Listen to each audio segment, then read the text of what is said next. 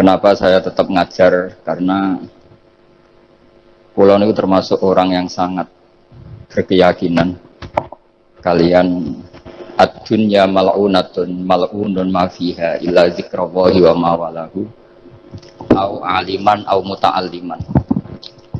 Terus untuk menghilangkan laknatullah di dunia ini hanya zikrullah, termasuk yang disebut Rasulullah SAW adalah proses belajar mengajar, au aliman au muta'alliman. Terus kula niku sangat fanatik kalian yang namanya belajar. Karena niku sing kula anggap ingkang ngilangi adab, ngilangi laknat.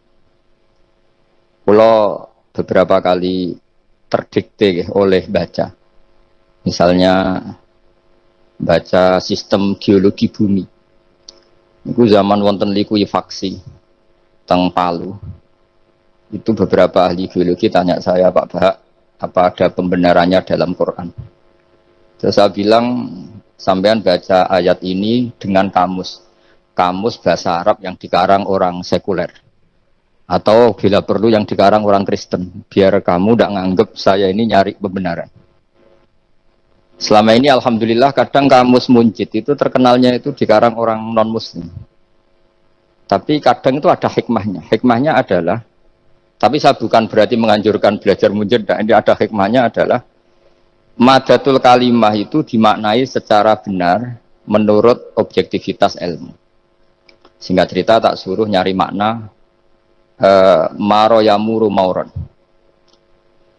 Jadi Allah ngendikan teng surat Tabarok, apa kamu merasa aman?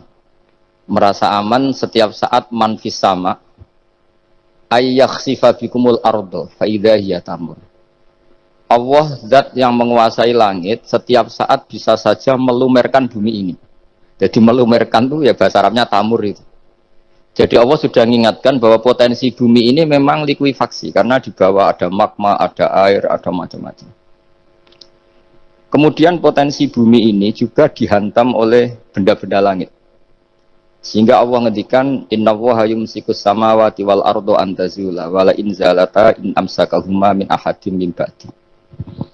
Jadi setiap saat mungkin meteor itu menghantam bumi, setiap saat mungkin Mars yang menghantam bumi.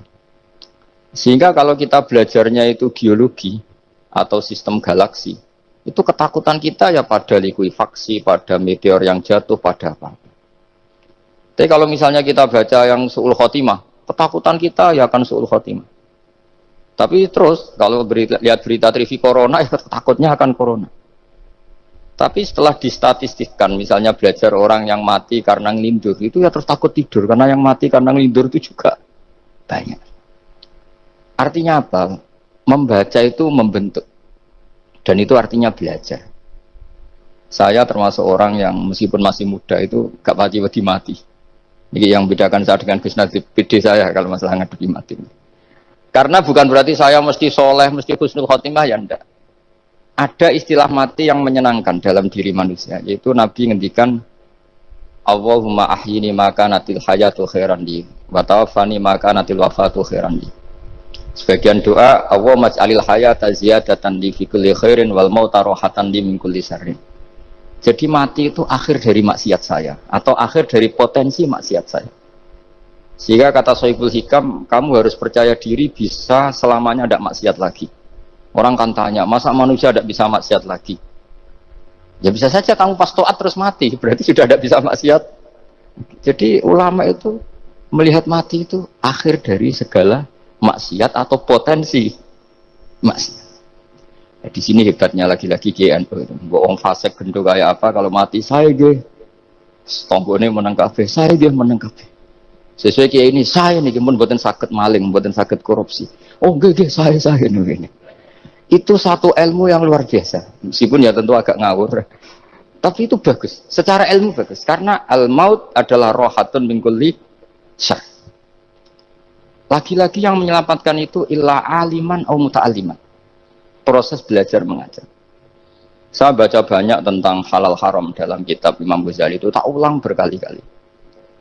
Saya itu dulu ya gak paham karena kitab paling susah di bab Imam Ghazali itu menurut saya kitabul halal wal haram. termasuk bagaimana cara ngelola amwalus salatin yang terkenal korup, sementara menyumbang kamu sebagai jaizah, sebagai hadiah untuk para kiai atau untuk para guru. Itu perdebatannya ulama itu macam-macam. Ada yang bilang haram karena itu potensi haram atau memang benar-benar haram. Ada yang bilang boleh karena kalau yang pakai kamu untuk kebaikan, kali dipakai mereka ruwet. Kebetulan yang partai ini lebih besar Mas Nadif. Ya alhamdulillah. Terus dikiaskan sama ghanimah. Lagi-lagi karena baca, saya itu pernah ditanya seorang dosen di Jogja, Gus saya ini muslim mulai kecil dan saya peneliti, saya pernah sekolah di mana-mana. Yang ganjil dari saya tentang Islam itu satu, yaitu ghanimah. Kok kayak Islam tuh rampok gitu ya, perang sudah, orang kafir tuh kalah, hartanya diambil, gini-gini. Ya ghanimah. Terus saya memberi analogi, kalau ada garong ke kamu, bawa senpi, bawa pedang, terus kamu mengalahkan garong itu, alat-alat itu kamu kembalikan apa kamu sita? Ya saya sita, nanti dipakai garong lagi. Ya kira-kira seperti itu.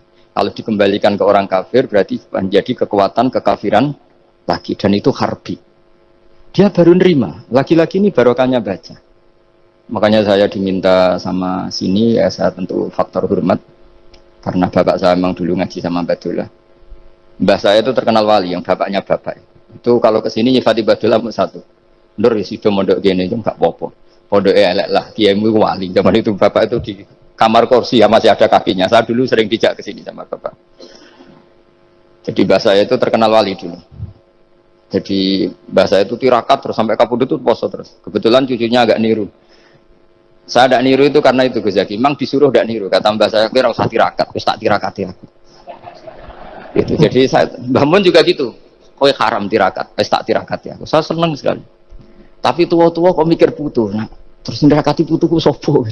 Jadi mulai jadi kiai betul Mas Nadif, saya ini sudah mulai mikir putu. Karena saya ini termasuk orang yang kecelok alim yang nggak banyak orang menghormati karena sudah diramal sama mbah-mbah. Di dulu mbah saya Mbah Nur Sam itu kakak saya itu SMP SMA, kakak saya yang kedua juga SMP SMA. Mbah saya itu Mbah Nur Sam itu yang nganterkan bapak ketika mondok sini itu, yang ikrar karo Badullah wali Mbah Nur Sam itu, ahli tirakat, ahli puasa. Itu bilang, Nur, anak sing iki aja pondok, aja sekolahno. Sumben sing ngalim ku anak sing iki. Ketika saya hampir tamat SD sama mbah saya Tuban, mbah saya Narukan juga disabdo begitu. Singkat cerita sama Mondok Sarang. Mondok Sarang pertama langsung dikenal Mbah Mun, wong anak kiai jadi langsung dikenal. Didoni macam-macam terus jadi wong alim juga ada yang ngelem. Biasa aja untuk dongane wong sepuh-sepuh. Ya sebenarnya agak kecewa ya, saya inginnya kan dianggap prestasi gitu. Ternyata dianggap doanya orang-orang sepuh. Ya, makanya kula niki mriki ya rada ya syukurlah sama Bang Mutamakin sama semuanya karena tadi, kenapa saya harus cerita ini? Quran sendiri mengakui bahwa orang soleh itu diantara aturannya adalah dzurriyyatam ba'duha min ba'd.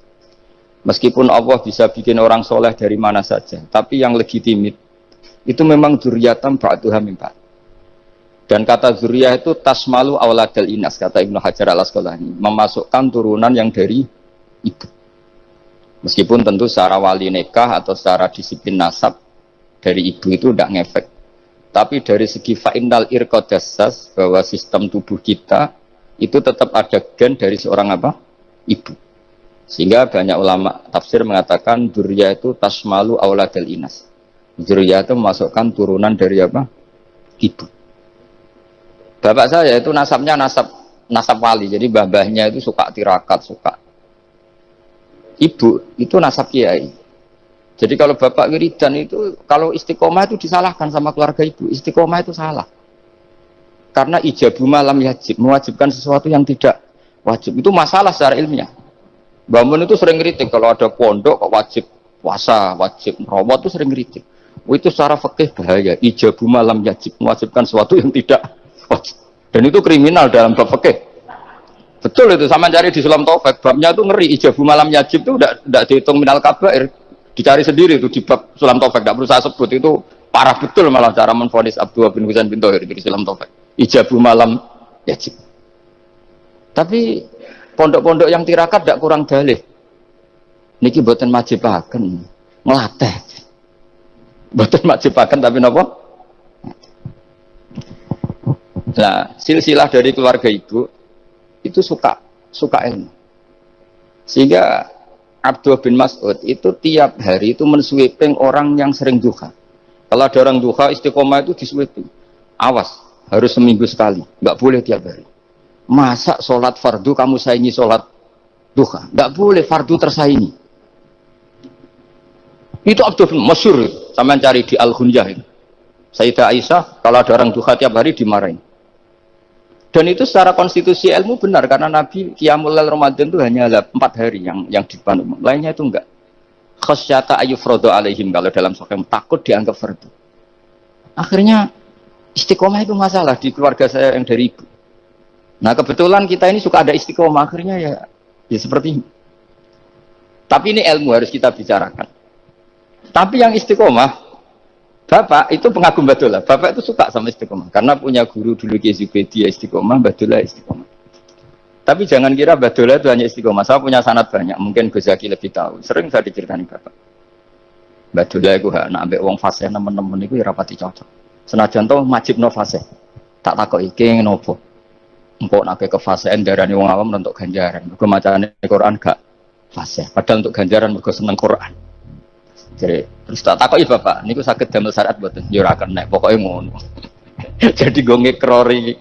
Artinya beliau ndak ingin lah gara-gara kita terlalu pakem tajwid kemudian menganggap siapa saja baca Quran salah kemudian tidak dapat pahala. Bisa saja hamalahum ala ayaqraul Qur'an apa mahabbatuhum wa iskuhum wa kada wa kada. Jadi akhirnya saya jadi tahu. Oke, secara makhraj salah, tapi iseknya benar, mahabbahnya benar, brontonya benar.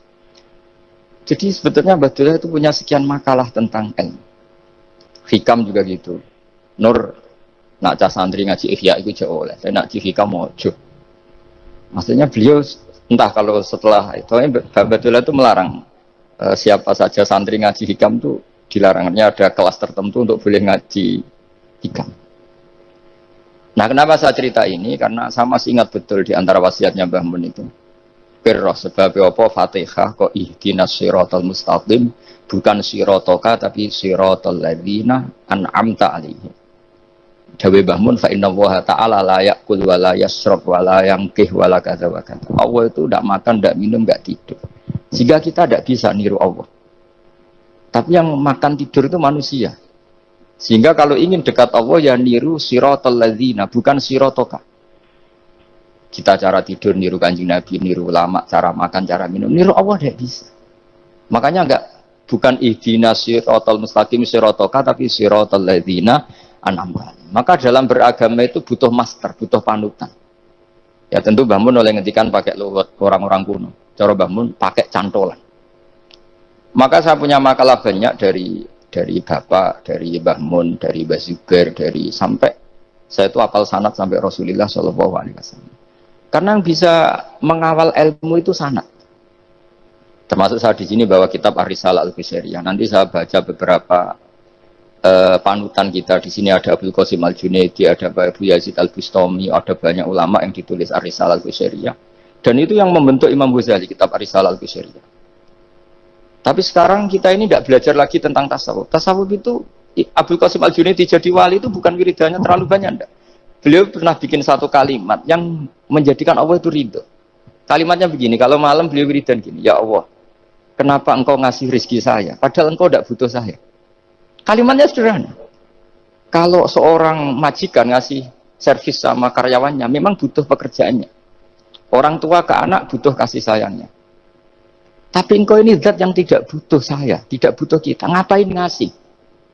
Jadi punya sisi betapa Allah itu luar biasa, wong tidak butuh kok. Ngasih itu kan luar biasa. Jadi karena mensifati seperti itu Allah itu ridho. Itu luar biasa. Normalnya orang memberi itu kan, apalagi orang memberi kiai itu kacau sekali. 1.000 jaluk swarga. Salam template 1 juta wae jaluk apa? Swarga itu parah lagi. Nanti kalau enggak masuk surga tunda-tunda. Itu ngeri lagi itu. 1 juta minta apa? Surga.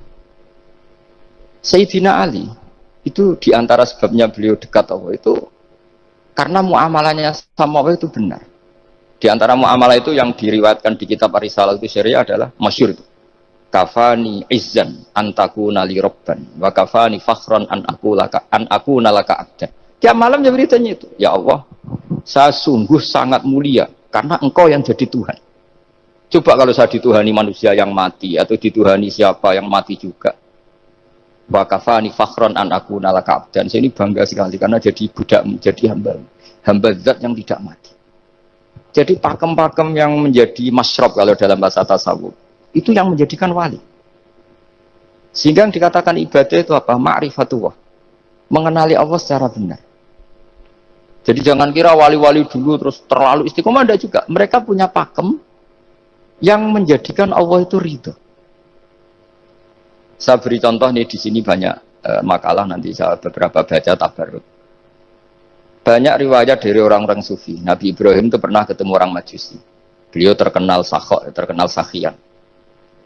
Ketika ketemu orang Majusi, ya Ibrahim, saya ini sehari saja ngasih makan saya. Kamu kan tukang ngasih makan orang.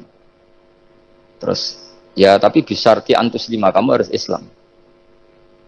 Sebagainya Nabi Ibrahim adalah, kalau saya menolong dia berarti nolong orang kafir. Setelah orang itu lewat, berlalu karena Nabi Ibrahim gak mau hormat, Allah memberi wahyu ke Nabi Ibrahim. Kenapa ya Ibrahim tidak kamu terima satu hari, kamu kasih makan satu hari? Ya karena dia Majusi. Kata Allah, dia umurnya berapa? 60 tahun. Tanyakan, pernah kelaparan kan hanya hari ini? Iya ya Allah. 60 tahun dia kafir tak kasih makan. Minta kamu sehari aja kok gak boleh. Akhirnya Nabi Ibrahim dipanggil orang Majusi, dikejar dipanggil. Ayo tak kasih makan satu hari. Kok kamu sekarang jadi baik? Habis ditegur Tuhan. Terus kata, ahakada yu'amiluni. Apa seperti itu Tuhanmu mengu'alamalai saya? Ya na'am. Akhirnya Islam orang Majusi. Jadi itu lagi-lagi ilmu. Jadi yang dikatakan ilmu itu satu, nyuwun sewu, satu teori atau kalimat atau apa saja yang menjadikan kita ini pakem. Meskipun pakem itu kadang sulit diterima orang-orang khusyuk. Orang khusyuk itu ya nyuwun sewu ada sisi nakalnya. Makanya Mbah Mun sering kayak jargon masyhur. Zada khusyuan, zada jahlan, tambah khusyuk tambah bodoh. Bukan bodoh dengan makna salah itu enggak. Memang kadang terus anti ilmu. Misalnya gini, ini contoh yang karena saya ini mengkhidmati ilmu, saya beri contoh yang urusan ilmu. Ada orang sujud diinjek orang fasik, kepalanya diinjek orang fasik. Terus si orang yang sujud tadi ini ada di Sahih Muslim, juga ada di Ihya. Wallahi la yaghfirullahu laka. Pakai sumpah, wallahi la yaghfirullahu laka. Allah langsung mewahyukan ke Nabi fi hadzal zaman, fi tilka zaman atau fi dzalika zaman. Man dzalladzi yata'alla alayya alla aghfira li fulan qad ghafartu lahu wa ahbattu amalak. Katakan ke orang itu, siapa yang mencatut nama saya yang hanya berstatus tidak memaafkan. Itu enggak fair. Saya ini Tuhan kok bisa yaghfir, bisa yu'adzib. Kok sifat saya tinggal satu, yu'adzib, itu gimana? Dicatut separuh itu Allah tidak terima. Tapi kalau kita baca Quran, saya ini sama orang fasik ya benci. Saya ini orang soleh, setidaknya pura-pura soleh lah. Karena di depan para kiai ini. Tapi mau tidak mau.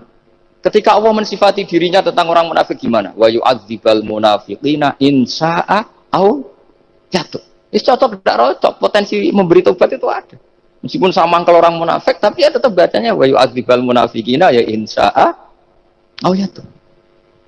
Rasulullah kayak apa bencinya dengan Wahsy karena qatilu Hamzah. Tapi Nabi tunduk sama konstitusi Quran. Laisa laka minal amri syai'un aw yatuba alaihim aw yu'adzibahum. Akhirnya Allah malah memberi tobat sama qatilu Hamzah, yaitu Wahsy.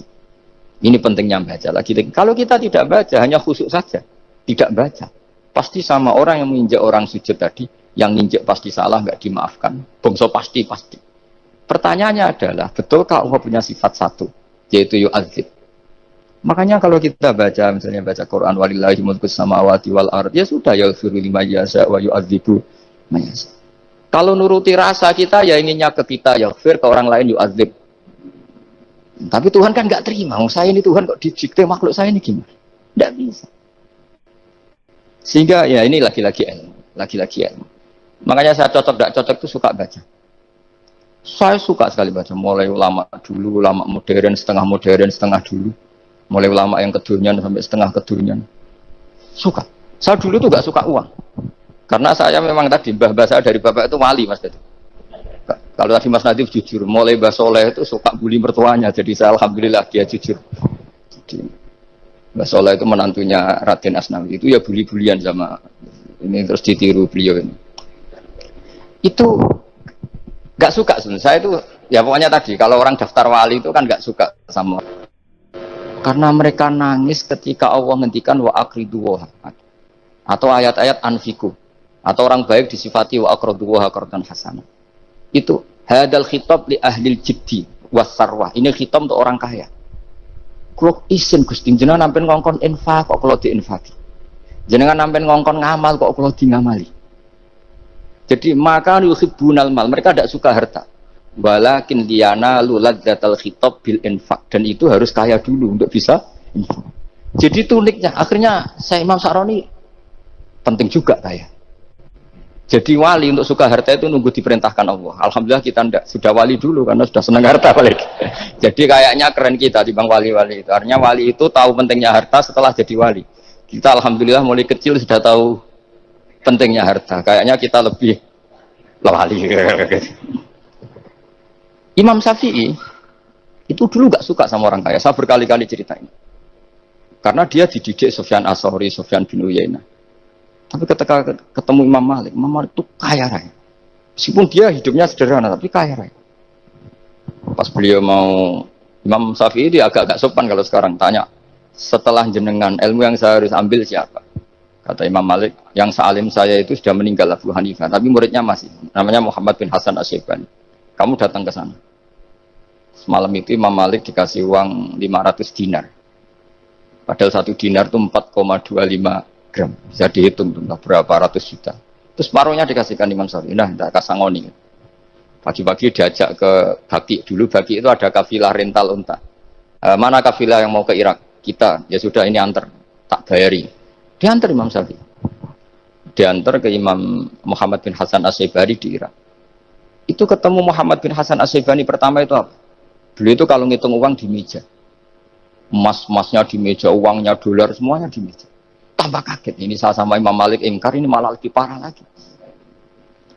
Kata Muhammad bin Hasan Asy-Syaibani, atak jabu min hadza. Kamu kagum dengan ini merasa aneh? Iya ya. Ya sudah ini tak kasihkan orang fasik, tinggo demenan, tinggo judi. Jangan, jenengan saja. Kalau jenengan kan orang soleh dipakai kebaikan, berarti orang soleh boleh kaya. Angsal-angsal kan besar. Semenjak itu Imam Syafi'i kebablasan. Sampai fatwa kiai fikir itu haram. Kiai bisa bikin rumah bagus, bikin rumah jelek, haram. Suasa al-Islam ya Allah wala yulah. Nah lagi-lagi kebetulan kita sebelum ngaji Imam Syafi'i sudah seperti itu.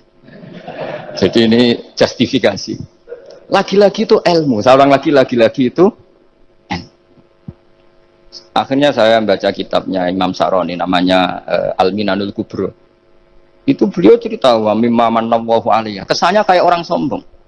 Tapi sebetulnya yang sopan itu yang sombong. Karena Imam Sa'roni kan bilang, kamu harus memaklumatkan diri kalau antum minal ulama il amilin. Kamu termasuk ulama yang amilin. Terus ditanya sama orang-orang, bagaimana kalau nyatanya enggak? Kamu tadi subuh sholat, iya saya sholat. Kamu tadi zuhur sholat, iya saya sholat. Kenapa ketika kamu maksiat ingat terus, ketika kamu taat tidak ingat? Berarti kamu anggap Allah itu menyesatkan kamu tok, tapi tidak pernah ngasih hidayah sama kamu.